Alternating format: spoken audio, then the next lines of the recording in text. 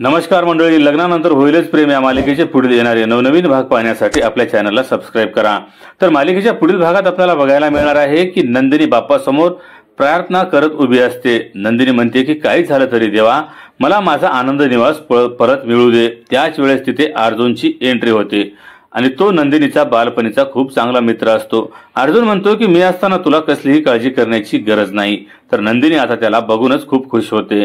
तेव्हा अर्जुन म्हणतो की नंदू, कशी आहेस तू? लग्नानंतर तर तू खूपच चेंज झाली आहेस।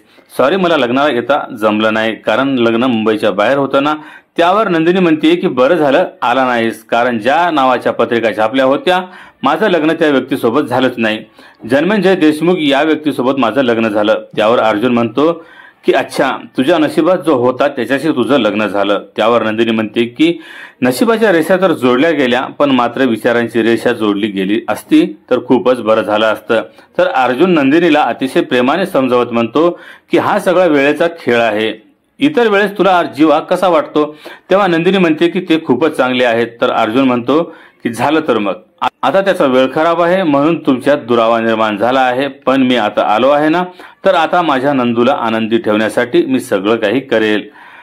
तर मंडळी, आता नंदिनीच्या आयुष्यात अर्जुनची एंट्री झाली आहे, त्यामुळे काय जीवा आणि नंदिनी या दोघांमध्ये काय आता दुरावा निर्माण होणार आहे हे आता आपल्याला पुढील भागातच बघायला मिळणार आहे। त्यासाठी येणारे पुढील भाग अवश्य बघा आणि जर हा व्हिडिओ आवडला असेल तर व्हिडिओला लाईक आणि चॅनलला सबस्क्राइब करायला विसरू नका।